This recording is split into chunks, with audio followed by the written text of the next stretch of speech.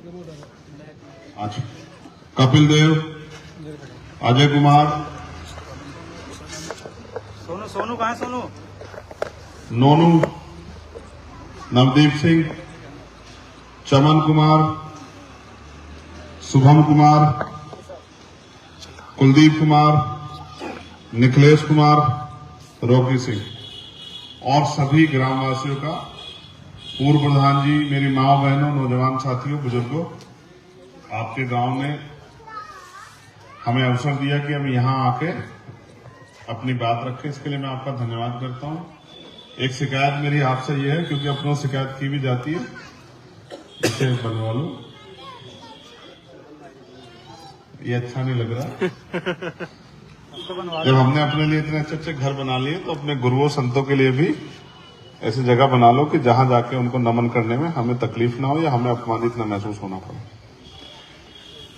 कहते हैं जो कौम अपने इतिहास नहीं जानती वो कभी भविष्य का निर्माण नहीं कर सकती, और हमारा इतिहास यही है, हम पे पहचान है। इस देश में जाति अलग बात है, लेकिन हम पे पहचान है। हमारे यहाँ के विधानसभा अध्यक्ष सत्येंद्र भाई, मुझे आपसे बस यही कहना है,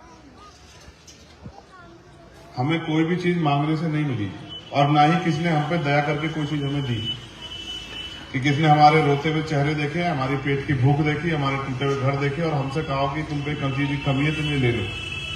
ऐसा नहीं हुआ। हमेशा इधर यहाँ बैठ, हमेशा हमारे बीच के लोगों ने बढ़ चढ़ के लड़ाई में हिस्सा लिया और अपने अधिकारों की लड़ाई लड़ी। याद कर, ऊपर कहीं नीचे में कोई, इसमें कोई छोटा बड़ा है क्या? यहाँ पर अरे बैठना है, मैं कह रहा हूं, क्यों चिंता कर रहे हैं? इस गैर बराबरी के खिलाफ भी तो लड़ रहे हैं। ये बराबरी है, आप समझो ना, इसमें कोई छोटा बड़ा नहीं है, सब ठीक है। ये तो अमीरों ने बना रखा भाई, जानबूझ के व्यवस्था जिन्होंने बनाई। तो राष्ट्रपिता ज्योतिबा फूले से लेके और छत्रपति साहू जी महाराज, बाबा साहब अम्बेडकर, मान्यवर काशीराम साहब, डॉक्टर फरीदी, चौधरी चरण सिंह, तमाम जो हमारे महापुरुष हुए, संतराम बी प्रजापति, बाबू जगदेव प्रसाद कुशवाहा, जमुना कपूरी ठाकुर, सबने देश में समता समानता का माहौल बने, इसके लिए लड़ाई लड़ी और उनके संघर्षों का परिणाम है कि आज हम इस देश में स्वाभिमान सम्मान का जीवन जी रहे हैं। कुछ भी एक दिन में नहीं बना है। इसके लिए देखो, राष्ट्रपिता ज्योतिबा फूले ने कब स्कूल चलाए, 18 स्कूल खोले, उनकी पत्नी ने अपमान सहा, अन्याय के खिलाफ लड़ाई लड़ी, लेकिन महिलाओं को, बच्चियों को पढ़ाया। वो चाहते थे इस काम को ना करते, लेकिन उनके प्रयास की देन है कि बाबा साहब अम्बेडकर ने उनको गुरु मान के इस काम को आगे बढ़ाया, साहू जी महाराज ने इस बात को आगे बढ़ाया और फिर उनके अधूरे काम को माननीय काशीराम साहब ने परवान चढ़ाया। लेकिन जो काम अभी अधूरा रहेगा उसको कौन पूरा करेगा भाई? क्या इस मुल्क में गैर बराबरी खत्म हो गई है? क्या जाति के आधार पर शोषण खत्म हो गया है? क्या ऊंच नीच खत्म हो गई है? क्या सब लोग खुशहाल हो गए? हर व्यक्ति को रोटी कपड़ा मकान आसानी से मिल रहा है क्या? सब बहन बेटियां सुरक्षित है क्या? धार्मिक आजादी मिल गई है क्या? तो आप तमाम तरह की चीजें महसूस करो तो आपको एहसास होगा कि आज भी देश में, वो प्रधानमंत्री खुद कहते हैं कि 80 करोड़ लोग वो हैं जो सस्ता राशन लेते हैं। वो कौन लोग हैं? वो धन्ना सेठों के लोग हैं। वो कौन है? वो सब आपके और मेरे परिवार के लोग हैं, जिन पे आज भी पक्के मकान नहीं, खाने को राशन नहीं है, पीने को साफ पानी नहीं है, अच्छे कपड़े नहीं है और जिनके पास अभी गुरु घर भी नहीं। ये सब कुछ, यहां तक इस देश में पानी को पीने का अधिकार, जहां से जानवर पी लेता था, उस तालाब में पीने के अधिकार के लिए भी बाबा साहब को लड़ना पड़ा। तो कोई हम पे दया नहीं करेगा। ये लोकतंत्र है। राजतंत्र में तलवारों के दम पे राज बदला जाता था, युद्ध होते थे, हजारों हजार लोग शहीद हो जाते थे, सेना आती थी, हाथी पे, घोड़े पे, बंदूकें चलती, तोपें चलती थी, हजारों हजार लोग मरने के बाद राज बदलता था। लेकिन बाबा साहब अम्बेडकर बुद्धिमान व्यक्ति थे, बैरिस्टर थे। उन्होंने हमें वोट की ताकत दी कि हम चाहें तो हजारों साल की गुलामी एक दिन में काट सकते हैं। हमारे अंगूठे में आज वो ताकत है। हमें ना तलवार सीखनी, ना बंदूक चलाना सीखनी, ना कुछ खर्च करना। हमारे अंगूठे में वो ताकत है। हम चाहें तो अपने बीच के व्यक्ति को कुर्सी बिठा दे और हम चाहे बहुत ताकतवर को जमीन पर पटक दे। आज जिन लोगों को लगता है कि वो बहुत ताकतवर है और वो लगातार षड्यंत्र करके दलितों का, पिछड़ों का आरक्षण खत्म कर रहे हैं, वो लगातार सरकारी नौकरियां खत्म कर रहे हैं, वो महंगाई बेरोजगारी बढ़ा रहे हैं और गरीबों के खून पसीने कमाई लूट लूट के धन्ना सेठों को दे रहे हैं। नौकरियों में नौकरी नहीं आ रही है, भर्तियों में घोटाले हो रहे हैं और आज भी जुर्म जाति दादागिरी जारी है।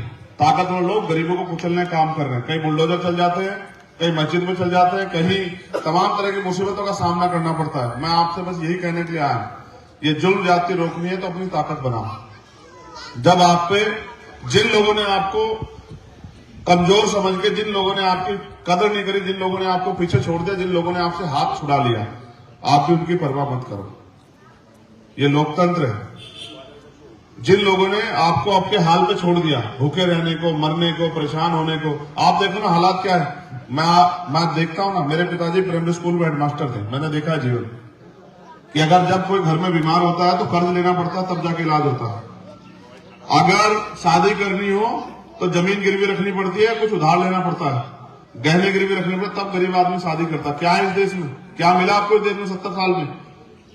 हमारी फटी हुई लोहिया, हमारे फटे हुए कपड़े, हमारी हालात, हमारे टूटे हुए घर और छप्परे बता रहे हैं कि आज भी हम इस देश में गुलामों जैसा जीवन जी रहे हैं। इस देश में अमीरों के कुत्ते भी गाड़ियों में घूम रहे हैं, अमीरों के कुत्तों के पास भी रहने के लिए अच्छे मकान है, गर्मियों में उनके लिए एसी लगता है, सर्दियों में उनके लिए हीटर लगता है, लेकिन हमारे तो जीवन के बारे में कोई सोचता ही नहीं।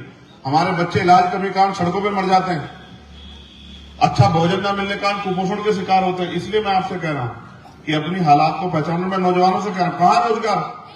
कौन पूछ रहे हैं तुम्हें? पढ़े लिखे नौजवान बेरोजगार घूम रहे हैं, स्कूल बंद हो रहे हैं, हॉस्पिटलों में इलाज की व्यवस्था नहीं। क्या करोगे इस देश में?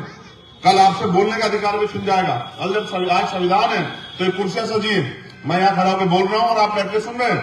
अगर संविधान नहीं हो, कौन देगा बोलने की इजाजत? ये कुर्सियां संविधान की वजह से, इसमें हमारा आपका कोई योगदान नहीं, इसमें हमारे महापुरुषों का संघर्ष है। अगर आज हम बलिदान के लिए तैयार नहीं होंगे, आज हम संकल्प नहीं लेंगे, आज हम मेहनत नहीं करेंगे, तो आने वाली पीढ़ियां क्या खाएगी इस देश में?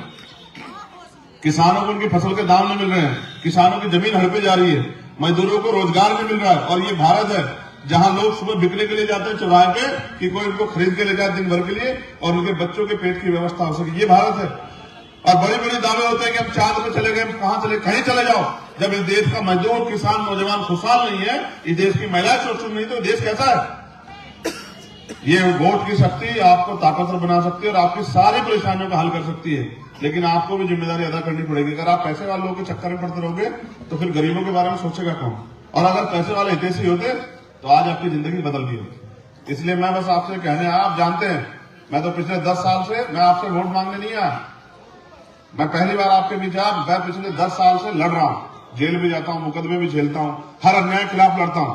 अभी 2 दिन पहले औरैया गया, जहां एक बहन के पहले ससुर को, फिर सास को, फिर उसके पति को फावड़ों से कुचल के मार दिया गया। उसका 12 साल का बेटा मुझसे अपील कर रहा था रोते रोते कि भाई आप आना, हमारी मदद करना, हम डर के साए में। तो मैं इस काम छोड़ के चला गया उनकी मदद करने, और जो जो मैं कर सकता था मैंने किया। और 3 दिन का समय दिया कि अगर उनकी मांगे पूरी नहीं होगी तो मैं यहीं आगे बैठूंगा और 1 लाख लोगों का मोर्चा लगाऊंगा। मेरे पास संगठन है, मेरे पास लोग हैं, एक दिन मोर्चा लगाऊंगा, सरकार की नींद हराम कर दूंगा। लेकिन सड़कों से मैं आपकी यही लड़ाई लड़ सकता हूं। मैं चाहता हूं जुल्म जाति दादागिरी जड़ से खत्म हो। वो तब होगी जब कानून बनाने की ताकत हमारे हाथ में आएगी, जब हम आपकी बात को पार्लियामेंट में जाकर रख सकते हैं, जब हम आपके अधिकारों को लड़ेंगे। मेरे हाथ में हो तो यहाँ बढ़िया से बढ़िया हॉस्पिटल बने, बढ़िया से बढ़िया स्कूल बने, बढ़िया से बढ़िया कॉलेज बने, यहाँ इंडस्ट्रियल एरिया में लगे, यहाँ बच्चों को रोजगार की व्यवस्था हो, बहनों के लिए कुटीर उद्योग लगे, घर पे रोजगार की व्यवस्था हो। मेरी माओ को घर पाल चलाने के लिए, हमारे पेट पालने के लिए भैंसें पालनी पड़ती है, गाय पालनी पड़ती है। क्यों? उसका दूध बेच लो, खेतों में से घास लाती है, दूध बेच बेच के हमारे पेट पालती है। कब तक चलेगा इस देश में? क्या उनका कोई स्वाभिमान सम्मान नहीं है? क्या उनकी कोई जिंदगी नहीं है? क्या उनके कोई सपने नहीं है? कितने लोगों को सुख सुविधा दी है सरकार ने? कितने लोग एरोप्लेन में बैठे हैं? कितने लोग 4 पहिया गाड़ी? कुछ भी तो नहीं है। और मेहनत हमसे ज्यादा कोई करता है क्या? हम 8 घंटे, 10 घंटे, 12 घंटे फैक्ट्री में काम करते अपने घर चलाते हैं। ऐसा नहीं था मुल्क और ऐसा नहीं रहेगा मुल्क, मगर ये हमारी लापरवाही की वजह से हो रहा है। इसलिए मैं आपसे आग्रह करता हूं, मेरी माएं बहनें बैठी हैं यहाँ, क्या गरीबी की जिंदगी रास आ गई है? इसी गरीबी की जिंदगी में जीना चाहती हो या गुलामी गरीबी की जिंदगी खत्म करना चाहती हो? बताओ, ये गरीबी जिंदगी पसंद आ रही है? बताओ। तो ये इसको खत्म करने का तरीका ये है कि इस देश में नोटों का वितरण करने की ताकत सरकार के हाथ में होती है। अब अपनी ताकत बनाओ। जो टैक्स हम देते हैं वो पैसा जहां इकट्ठा होता है उसको सरकार तय करती है किसके पास कितना जाएगा, किस बजट में कितना जाएगा, कौन किस प्रधान पे क्या जाएगा, किस क्षेत्र में क्या जाएगा, सरकार तय करती है। अपनी ताकत बनाओ और ऐसे लोगों को छोड़ो जो लोग आपकी मदद नहीं करना चाहते। मैं तो आपका खून लड़ रहा हूं, और किसी किसानों की लड़ाई हो, पहलवानों की लड़ाई हो, नौजवानों की लड़ाई हो, 68,000 शिक्षक भर्ती की लड़ाई हो, आप सब जानते हैं। क्या मैंने कभी आपका साथ छोड़ा? मैंने 68 नियुक्ता लड़ कर रिलीज करवाई। आप 4 दिन में वहां पड़ा रहा, इस सरकार की नाक में दम कर दिया। लेकिन ये ऐसी निकम्मी सरकार है कि दलित पिछड़ों के बच्चों को कुर्सी देना चाहते। सोचो, अभी तो संविधान है, तभी हमें नहीं देना चाह रहे हैं। अगर संविधान नहीं रहेगा तो क्या करेंगे हमारे साथ? हमें सांस लेने के लिए भी इजाजत लेनी पड़ेगी। वो दिन आने से पहले मैं तुमसे कह रहा हूं, ये जो मेरे छोटे भाई बैठे हैं, कमर कस लो। ना हम इस देश में गुलाम थे, ना गुलाम है और ना गुलाम जिएंगे। और ये गुलामी की बेड़ियां हम लोग काट देंगे। एक महापुरुष ने कहा, मैंने उनका नाम है, बहुत बड़े क्रांतिकारी थे, पढ़ना, चे गुवेरा। उन्होंने कहा, मैंने कब्रिस्तान में उनकी कब्रें भी देखी जो सिर्फ इसलिए नहीं लड़े कि कहीं वो मर ना जाए। मृत्यु एक अटल सत्य है, सबको मरना है, लेकिन आप क्या करते हुए जाते हो ये दुनिया को याद रहना चाहिए। इसलिए मैं अपने बहादुर भाइयों से कहूंगा, अपनी ताकत बनाने के बारे में सोचो। ये लोकतंत्र है, जिनका वोट है उनका राज होना चाहिए। और राज ऐसे आएगा जब हम संगठित होकर बहुजन समाज में भाईचारा पैदा करेंगे। पिछड़े वर्ग के लोगों को, मुस्लिम भाइयों को, आदिवासी भाइयों को, जैन, सिख, बौद्ध, ईसाई, पारसी को जोड़ेंगे और जोड़ के अपनी ताकत बनाएंगे, तब हमारा राज आएगा। जब राज आएगा तो फिर जैसा मैंने इतिहास के बारे में कहा कि सदगुरु रविदास जी ने कहा, बेगमपुरा राज। बेगमपुरा का मतलब होता है जहां कोई गम ना। ऐसा चाहूं राज में जहां मिले सबन्नु अन्न और छोटे बड़े सत्संग बसे रविदास रहे प्रसन्न। सदगुरु जी ने कहा, मैं ऐसा राज चाहता हूं जहां कोई ऊंच नीच ना हो, कोई भेदभाव ना हो, कोई छोटा बड़ा ना हो, किसी के साथ जुल्म ना हो, किसी के साथ जाति ना हो, किसी बहन बेटी का अपमान ना हो, किसी के का पेट भूखा ना रहे, किसी के तन पे कपड़ों की दिक्कत ना हो, किसी के सर पे छत की दिक्कत ना हो, प्रेम भाईचारे से रहे, कोई छोटा बड़ा ना। ऐसा राज चाहता हूं। लाएगा कौन? मोदी के लोग? कौन लाएगा? अमित शाह के लोग? हम लाएंगे, हम। और मेहनत करके लाएंगे। कुछ भी नहीं मिलता, मांगने से कुछ नहीं मिलता। मांगने वाले मत बनो। मांगने वाले क्या कहते हैं? क्या होता है मांगने वाला? क्या हम भिखारी? हम अपने अधिकारों को छीन के लेंगे। इसलिए आपसे कह रहा हूं, हिम्मत बना लो और पीछे मुड़ के मत देखो, ठीक है? मैं तो 4 गोली खा के बैठा हूं, नहीं मरा ना? नहीं मरा। क्यों नहीं मरा पता? क्योंकि मेरे ऊपर सदगुरु महाराज का आशीर्वाद है, मेरे ऊपर बहुत सारे लोगों की दुआएं, प्रार्थना है। और वो उन्होंने मुझे चुना इस लड़ाई को लड़ने के लिए। उन्होंने मुझे ताकत दी है कि जाके इस लड़ाई को लड़ो। इसलिए मैं आपके बीच हूं। इसलिए मैं आपसे कह रहा हूं, जब मुझे कुछ नहीं हुआ तो आपको डरे। आओ मैदान में मिलकर इस लड़ाई को लड़ते हैं, कामयाब करते हैं, गरीबों की जिंदगियां बदलते हैं, इनके घरों में उजाले लाते हैं, इनकी आंखों के आंसू पूछते हैं, इनको स्वाभिमान सम्मान का जीवन देते हैं और इस देश में मानवता का राज स्थापित करते हैं। बहुत बहुत धन्यवाद। क्योंकि आज हमारी कितनी मीटिंग है? 9 मीटिंग है, 9। और मैं आपसे आग्रह करूंगा, आज तुमने मेरी बात नहीं मानी, तुम्हें फिर मैं सबक सिखाऊंगा। मैं तुमसे कहता हूं, टेंट मत लगाना, मैं जल्दी आकर अपनी बात को। क्यों नहीं मानते तुम लोग? ये मुझसे कह रहे हैं कि हमारी मानते नहीं, ऐसा क्यों करते हो? क्या अगर टेंट लगाओगे मेरी इज्जत कम हो जाएगी? है? तो जब मैं मना कर रहा हूं कि मत लगाओ, क्यों पैसा खर्च कर रहे हो? ऐसा मत करो, मेरी बात को माना करो। आज के बाद तो गलती नहीं होगी, बिल्कुल मत करो ऐसा। और वहां से लाने की क्या जरूरत है तुम्हें? मैं जब यहीं आ गया, क्यों घूम रहे हो पैदल पैदल? मुझे अच्छा लगेगा कि मैं गाड़ी में बैठा रहा हूं, मालिक की तरफ, तुम नीचे आ रहे हो पैदल पैदल। ये क्या बात है? ये ठीक नहीं है। अपने बड़े भाई की बात माना करो। मानोगे नहीं मानोगे? पक्का? ऐसे हाथ उठा के बताओ, ठीक है? ये हमारा चुनाव निशान है। क्या है चुनाव निशान हमारा? बताओ, दोबारा देखो, क्या है चुनाव निशान? बताओ, जोर से बताओ, हर एक आदमी बताओ। आज लिए याद दिला रहा हूं, कभी कहो भाई हमारा आदमी को चंद्रशेखर बढ़ गया, उसको वोट देंगे और वोट किसी और को दे रहा है, ठीक है? कोई कुछ आ जाए। मैं एक बात बताऊं आपको, गरीब ना बड़ा भावुक होता है। वो जब कोई बात ठाल लेता ना, तो फिर वो पैसों की चिंता नहीं करता। मेरा बहुत बड़ा अनुभव है। अजय बता, काशीराम साहब ने कहा कि वोट का अधिकार हमें गुलामी से मुक्ति के लिए मिला है, ना कि बिकने के लिए। क्या कोई 1000 रुपए का सरम कार्ड देकर आपकी वोट खरीद सकता है क्या? बताओ, बिकने में बिकाऊ लोग हो गया है? साहब ने कहा वोट की रक्षा बहन बेटी की रक्षा की तरह करनी है। तो बहन बेटी को भेजता है क्या कोई? है? किसी लालच में किसी को सौंपता है क्या कोई? फिर ऐसा क्या हो गया? तुम मरे हुए लोग हो गया है?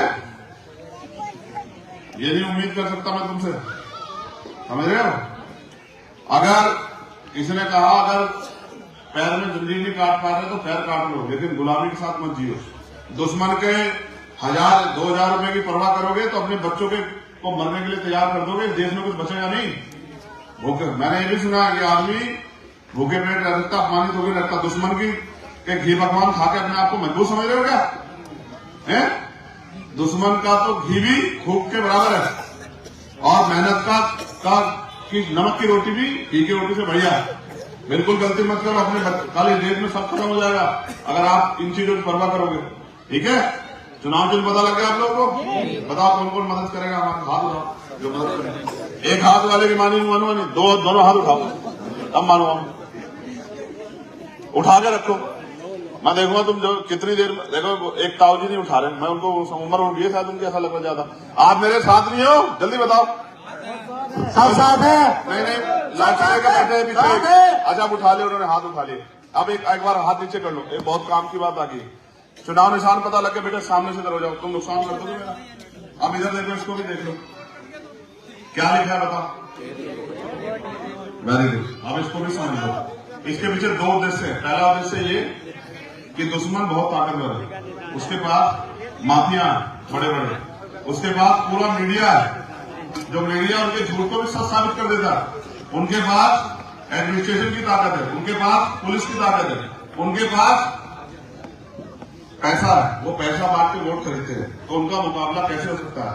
उनका मुकाबला सहयोग से हो सकता है, पहली बात। दूसरी बात, मैं जिनको नेता मानता हूं ना, माननीय काशीराम साहब, उन्होंने मुझे कहा जो सारा देगा वो इशारा भी देगा।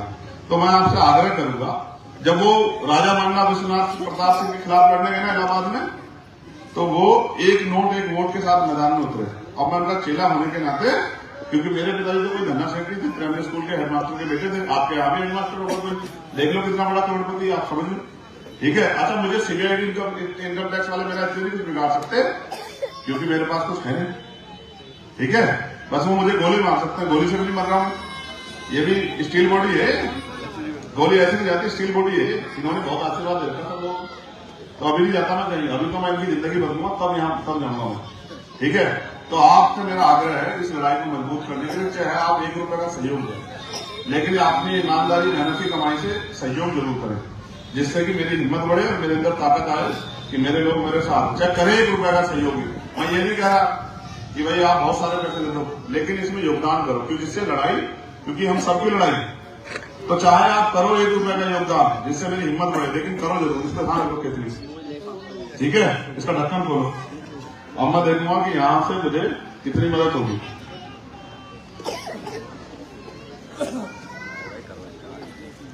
हाँ देखिए चलते ना, अपने लोगों को जानते हुए एक दूसरे को देख देख के चलते हैं। आप ये मत सोचो आपका नोट छोटा बड़ा है, मेरे लिए आपका 1 रुपया भी लाखों रुपए के बराबर, चिंता मत करो। ये बिल्कुल मत अपने दिल में लाओ कि मैं 1 रुपया दूंगा तो उसको अच्छा लगेगा, मुझे सब अच्छा लग रहा है, लेकिन मैं जानता हूं गरीब का 1 रुपया मेहनत का भी हजारों रुपए से ताकतवर है। मुझे उस 1 रुपए की ताकत बहुत है मेरे लिए, आराम से अनुशासन में। यहाँ तो मजबूत लोग भी हैं 500-500 रुपए देने वाले, ये तो बहुत अच्छी बात है। सेक्रेटरी साहब के लिए धन्यवाद, हर 1-1 रुपए वाले के लिए भी धन्यवाद, क्योंकि सबका सहयोग है, ये आपका सहयोग है। मैं इसको वचन देके कहता हूँ गुरु घर में अपने खून का आखिरी कतरा लगा के भी इस सहयोग को उतारूंगा। ये इन्वेस्टमेंट है आपका, आज जो इन्वेस्टमेंट कर रहे हो, कल ये करोड़ों रुपए के अधिकार अवसर के रूप में आपके बीच आएगा। लाभ सुंदर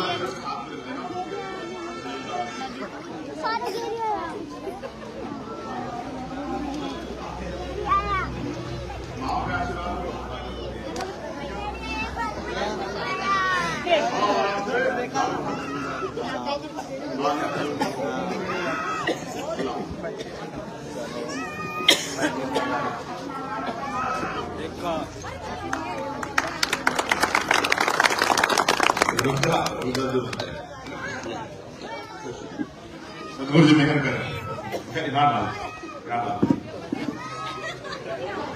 बहुत बहुत धन्यवाद। ये पिछला आंदोलन भी आपने ऐसे ही खड़ा किया, मेहनत कर करके 1-1 रुपया जुटा। वो अलग बात है कि वो बड़े हो गए, उनको अब दिखाई नहीं देते हमारे लोग, लेकिन चिंता मत करो, जब तक चंद्रशेखर आजाद है किसी भी जुल्म जाति और दादागिरी को रोकने के लिए जी जान लगा देगा। और मेरे भाई मेरे साथ लड़ाई को लड़ने में ऐसे करो, हाथ ऐसे एक आखिरी वादा करो मुझसे, पहले तो आपको ये करना है, अपने यहाँ की बूथ कमेटी चेक करनी है। अगर कोई भी वोट कटवा दिया किसी गैर जिम्मेदार व्यक्ति ने, उस वोट को बनवाना है, पहली बात। दूसरी बात, जो 18 साल पार हो गए हैं, कोई आदमी नहीं छोड़ना जिसका वोट ना बने। तीसरी बात, 24 तारीख की जयंती है, आपके बच्चे, आने वाली पीढ़ियां कैसे जानेगी कि क्या है जयंती? रुक जा, कैसे जानेंगे आपकी औलादे, आपकी छोटे बच्चे कैसे जानेंगे, बहनें कैसे जानेंगी? उसके लिए आपसे मेरा आग्रह है, मेरा दिल से आपसे आग्रह है कि 23 तारीख की रात को अपने घर पे दीपक जरूर जलाना। समझ रहे हो? आप भी सुन लो, बड़े लोग भी सुन लो, मेरी माँ बहनें भी सुन लो। 24 तारीख की जयंती है, 23 तारीख को अपने घर पे दीपक जरूर जलाना। और 23 तारीख को, 24 तारीख को मैं एक संकल्प कराऊंगा, 23 तारीख को आज रात को 8 बजे तैयार रहना सब लोग। दीपक जलाने के बाद एक संकल्प कराऊंगा और संकल्प को पूरा करके दिखाएंगे हम लोग। समझ रहे हो?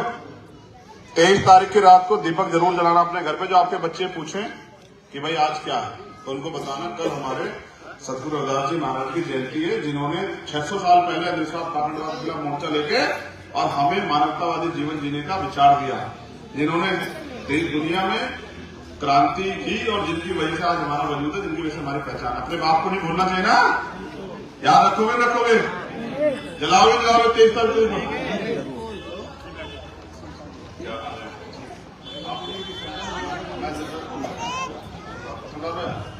तो अब मैं आपसे जाना चाहूंगा, क्योंकि आज 9 मीटिंग है, एक होगी 8 बाकी, दौड़ दौड़ के जाऊंगा।